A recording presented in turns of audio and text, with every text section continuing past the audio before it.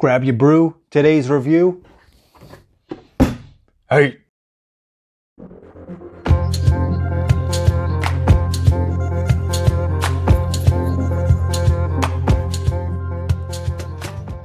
What is up, everybody? We are back with another review, and today we are talking about Hate.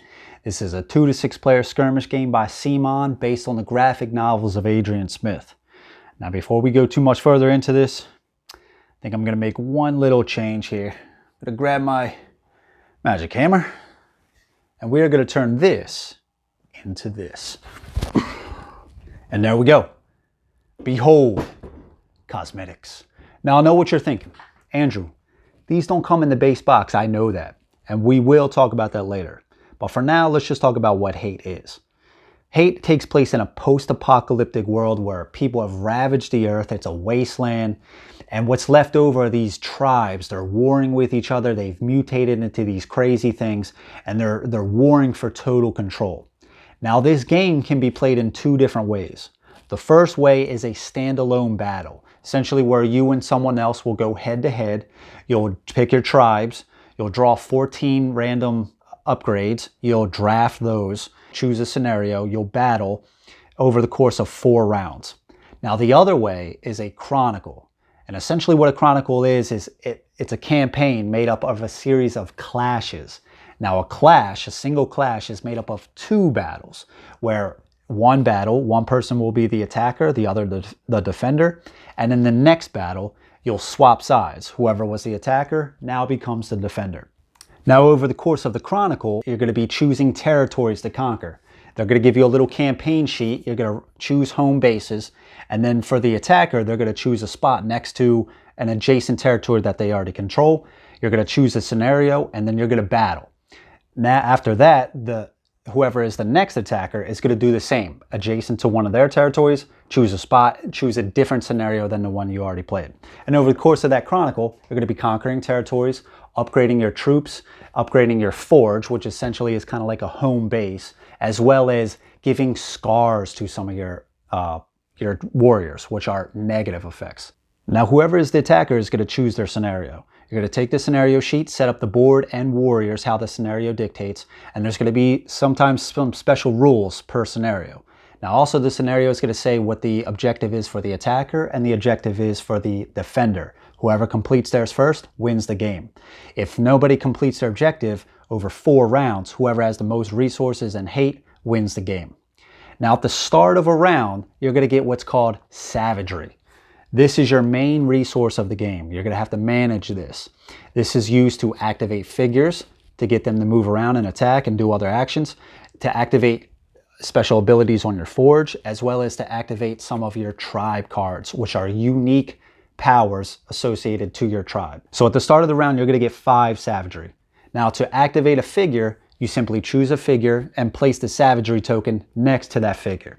However, I don't like to do that because once you start getting up on these platforms, the potential to fall over becomes higher. So what I like to do is I like to put it on the character card that I'm activating. So for the rest of this review, that's what I'm going to do. So once you choose your character, you're first going to move. This can be up to 3 spaces in any direction. So to move, you simply just move 1. If you want to go up a plateau, you simply spend 1 extra movement point. So to go up here, I'm going to use 2 movement points. So that was now my 3. After you've moved, there's a few other actions that you can now perform. 1 being attack, 2 is pillaging a hut, 3 is grabbing a body, which is essentially picking up a body, or 4 is an action dictated by the scenario. So to attack, you simply look at the amount of dice in your dice pool on your character card. So I'm using this figure to attack that figure. So right now it says I have 2 dice available. Grab my 2 dice. I now look if anything else adds to my dice pool. So I have the high ground here that adds 1 die. I also have a warrior here that's adjacent to the figure that I'm attacking.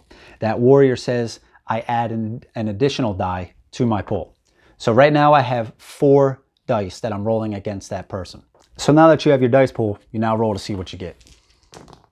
Now there are 4 different results on these dice. There's hits, there's shield or a save, there's savagery, and there's a wild. Hits are exactly what they sound like. you get more hits than a defender roll saves, you KO them. If you roll a savagery, this is the main way that you get savagery back during the game. If you roll a wild, you simply change it to whatever side you want. Now you could also use your forge, which includes things like rolling an additional die or re-rolling some or all of the results. Now after you have accepted the result that you rolled, it's the defender's turn to roll their dice. And they can do the same thing that you can do on your forge when attacking. They can add to roll an additional die and re-roll their results as well. So if you roll more hits than the defender roll saves, they are now KO'd. So simply put them on their side. So the next action that you can do is grab a body. So to grab a body, you simply take a figure that's adjacent to a knocked out character, and you would simply take that figure and place it on the card. I'm using this character and I grab that body. So I place it on this character's card. Now, if this character was already activated by the opponent and they spent savagery to activate them, I now get that savagery. So the last action we're going to talk about is pillaging a hut. There are 3 spaces adjacent to the door of the hut. You must enter the hut through one of those 3 spaces. Once you do, you reveal what's inside the hut. And these can be things like a warrior's inside. It's a neutral warrior. Now you can attack them first, or it might be a neutral warrior that has a surprise attack, so it attacks you first. Or it just might be some free resources that you claim. So once you have pillaged that hut successfully, you get a savagery token and you place a token on that to let you know that has been pillaged. So 2 other things I want to mention real quick. There are what's called resources, which are these green hands right here, these cool little green hand tokens, and then also hate tokens. The green resource hands, these are pretty big. As you can see, there's 2 on each tree to start. You simply enter an adjacent spot to the tree, you get a resource.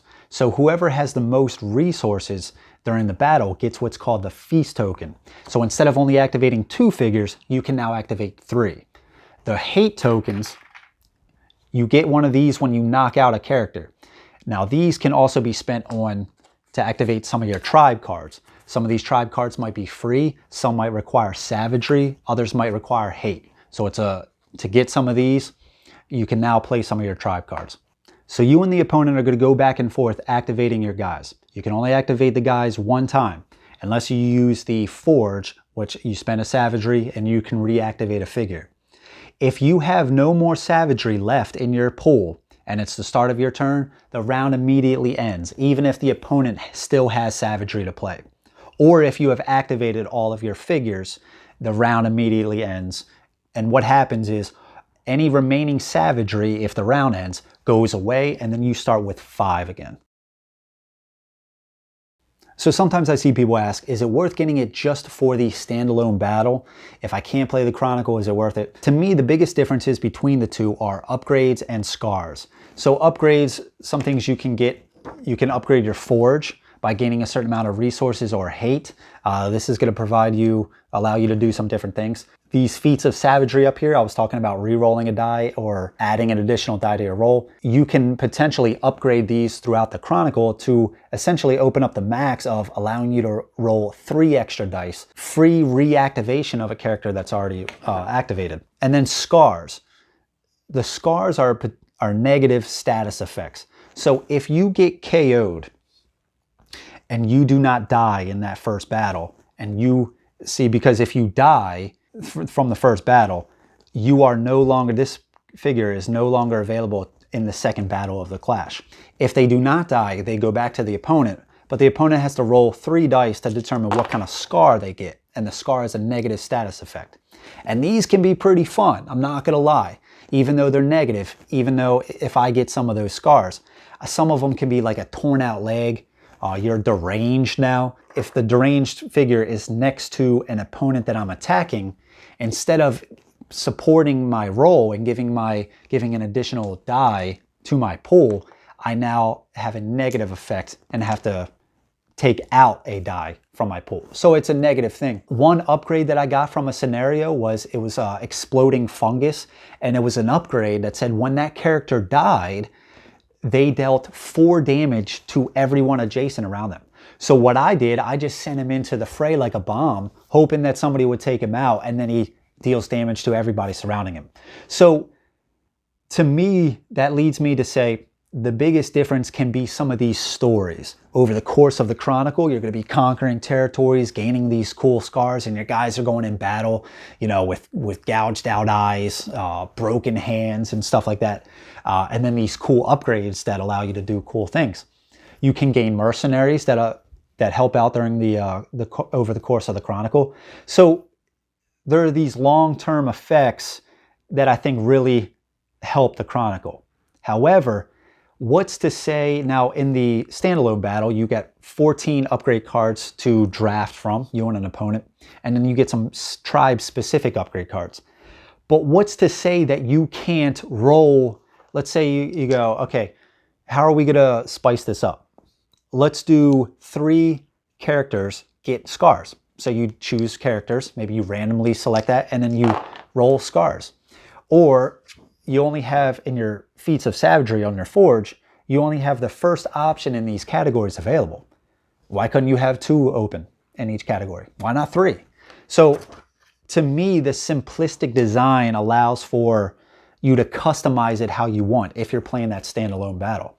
So roll for scars, open up some of these feats of savagery. Maybe choose a mercenary, each choose 3 mercenary cards and you draft 1 each, something like that. So to me, even if you only played a standalone battle, you can easily customize it without doing these major house rules to still make it a taste of what the Chronicle is. And I hope that helps. Would I say it's worth it just for the Chronicle? Yeah. All right, so let's talk about the component quality in this. Right out of the box, you're gonna get some nice components. I mean, the dice are really cool. You're not gonna get these red ones. This is an extra, but you're gonna get a lot of these black dice. All the tokens are 3D, these hate tokens. These are cool.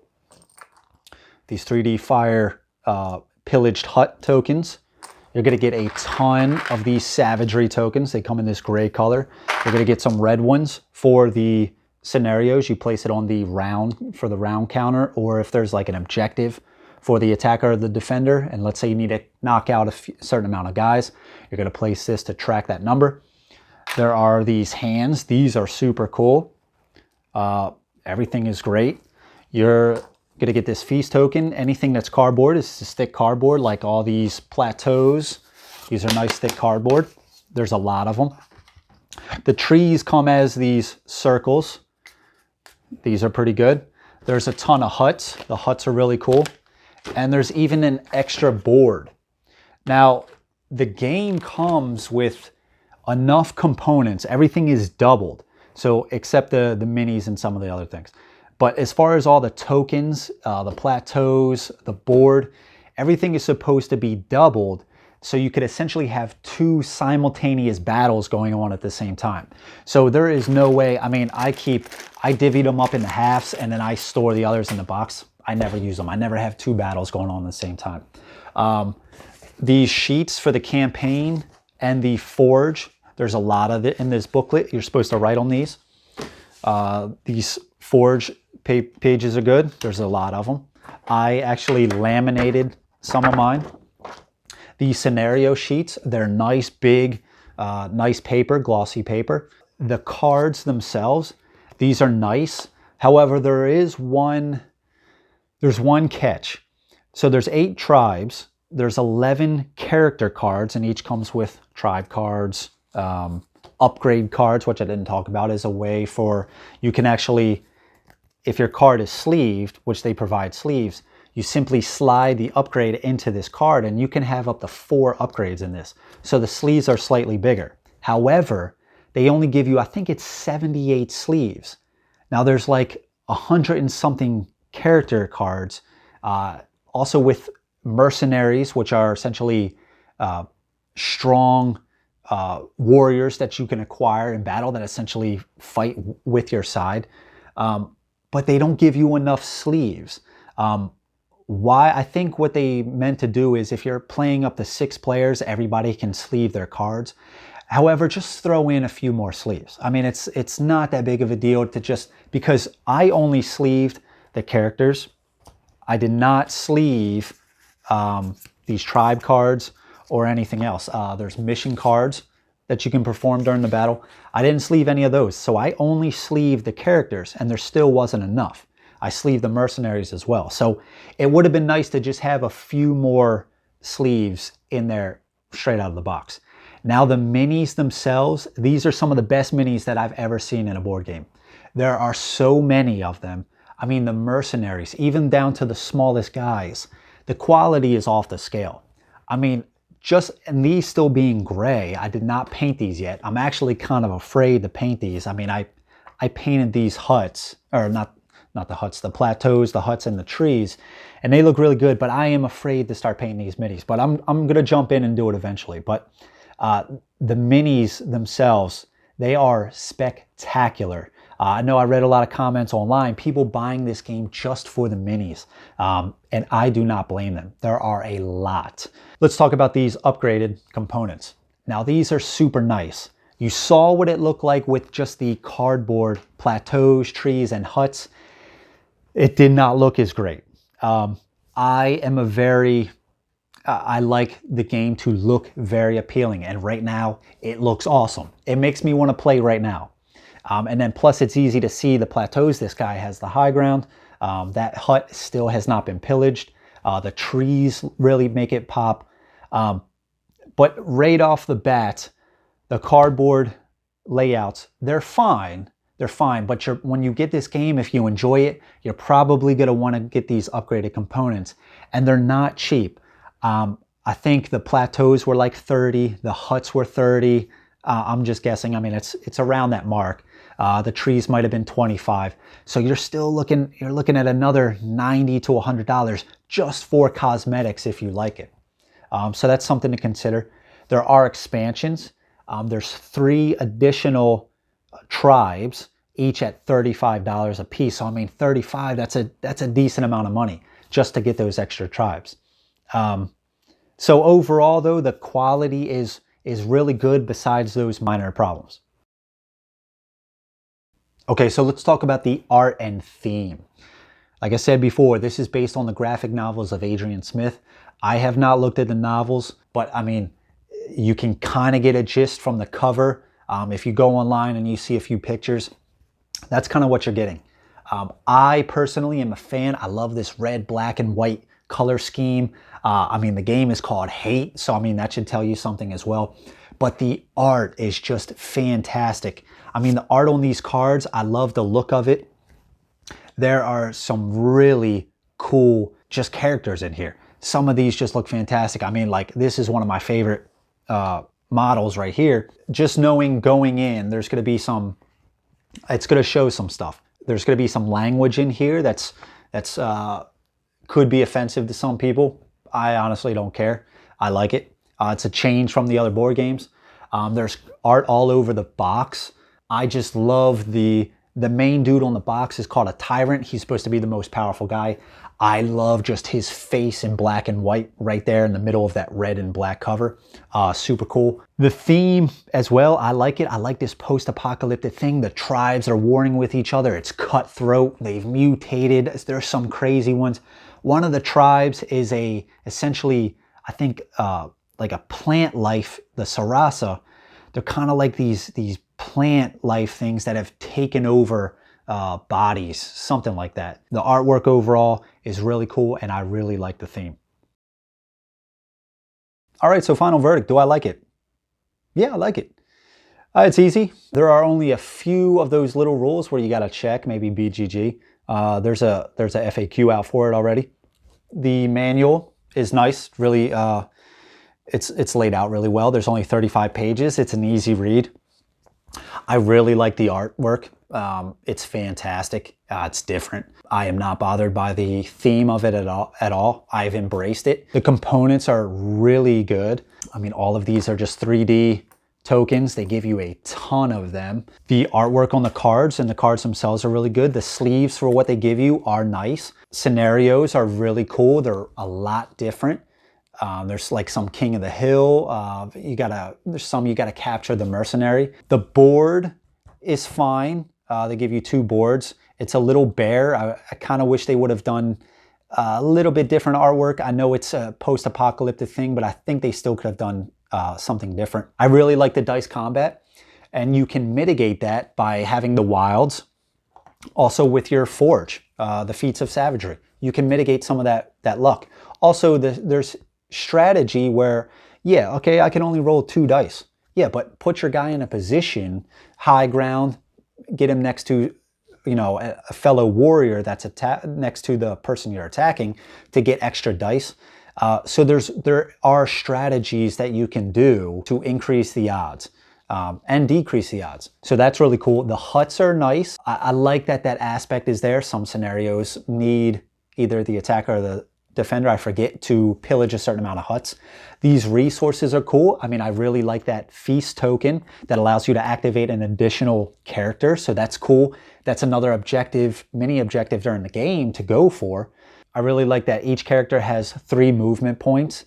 And then there's a certain amount of actions. The grab in the body is cool. If you're doing the Chronicle and you have that body, you're still carrying that body, you can either cook or torture them to essentially gain hate or resources. And like I said, if you do that during the first battle, that character is no longer available to the opponent for the second battle. They will come in during the next clash, but that's a way to reduce the opponent's numbers for that next battle. The tribe cards, these are super cool. These can be really powerful. Some are free to play. Some cost either resources or hate. This one says, this is a trial. When you use your forge, place 1 savagery on this card. When you have 4 savagery, you gain 1 savagery plus 1 savagery each replenish phase. So I mentioned earlier at the start of the round, you only get 5 savagery. Even if you still had savagery left over and the round ended, all that savagery goes away and you get 5. This trial says if I get 4 savagery on this card, I now get 6. So that's another way to give yourself an advantage during the battle. And each tribe has those specific tribe cards, and it's super cool. Past that, essentially all of the characters in each of the tribes are kind of the same, with the exception of the shaman, which kind of does some unique things on their own. So it's balance in the standalone characters, but then the tribe starts to add variety. If you get upgrades, it starts to separate scars. It starts to separate even further. So even though the combat is simplistic in dice rolls, that's what it is. There's ways that you can mitigate that and then, you know, do some strategy to give yourself an edge. I may have already mentioned it, but I really like the artwork. I think it looks really good. I'm into the theme. And then I mentioned some of the negatives. The cosmetics, what you get are these cardboard layouts for the trees, huts, and plateaus. So you will have to spend, if you want to make your game pop a little bit more, give it that 3D aspect, you're going to have to pay a pretty penny just for that. So just know that going in. And also, they don't come painted like this. You're going to have to paint them. I think they're like some generic gray and brown. So that's going to cost you, but it does look nice. It does add a really cool element to the game. The other minor negative, the sleeves. They should have provided more sleeves. But overall, I would say I've had a blast playing the game, either a standalone battle or a Chronicle. They've both been pretty cool. The standalone battles themselves, really fast. I mean, you're just activating 2 figures, moving them around, attacking essentially. So it's been fast, really fast-paced game, and it's only over 4 rounds. And I haven't had too many games go to the 4th round. Most of the time, either an attacker or defender completes the objective before that happens. So I've had a lot of fun with it. There's that hidden strategy that may not be present at the start of it, but once you start to get it, okay, I'm going to take the high ground, I'm going to get this tree, this resource token, and I'm going to have the high ground to attack. So I'm going to get a hand to then give me a feast token, which then allows me on that same turn to activate a 3rd figure. I'm going to pillage some huts to gain some free resources potentially. I'm going to put my supporting guy next to the enemy, so then next round I can attack that figure, gaining an additional die for my dice pool. So there are some strategy things that you can really pull off in this game that may not be apparent at first. So I have had a lot of fun with it. It's fun getting those scars where it's like, oh dude, this guy is running in here with a broken leg. Dude, he's got no arms, right? And he's running in here. So it makes these cool stories that you just kind of enjoy along with the fast pace of it, it just, I really enjoyed it. Overall, I would say I've had a lot of fun with this. Whether it's playing the standalone battle or the Chronicle, it's just a really fast-paced game. I mean, you're just activating 2 characters, but there's a lot of hidden depth there where it's like, okay, I'm activating this character, I'm going to put him on this tree so I can get a resource to then give me the feast token, allowing me to activate the 3rd character during that turn. Also, I've placed that character adjacent to an enemy, so then on my next activation, I can take a different warrior, attack that enemy, and get a die, an extra die, from the first character that I've activated. So there's a lot of these hidden depth, that I don't think is quite apparent when you're first looking at the game.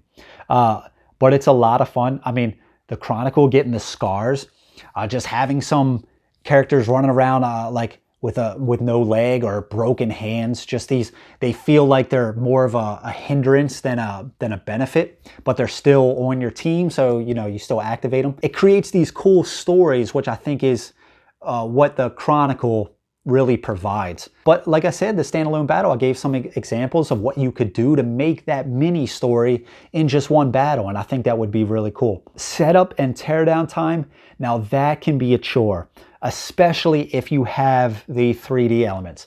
They will not fit in the box. If you want to keep your minis in the standard box that came with the big box, you're not going to have enough room. So I store these in a separate big box. So now you got to get out the core box. If you want to play some expansions, I put those in that separate box as well, still in their individual box. And then so you got to get out these components, set all these up, then take out the core box, pull out the mini trays, get out the minis, put them here, take out your cards, lay out the cards. So it can be a little bit of a setup. It can take some time, but once you get it set up, it's really fast. So overall, I have really enjoyed my time with this. I think it's a cool, quick game. You say, hey, what do we want to play? Like a little skirmish game, head to head. Hey, let's just bust out Hate. Let's get a game of Hate going. It's going to take 30 minutes to set it up, but once we do, man, we are going to have a blast. And I think that's a cool way to summarize the game. So hope you enjoyed. Until next time, grab your brew, play some games, and I'll see you guys next time. All right, take care.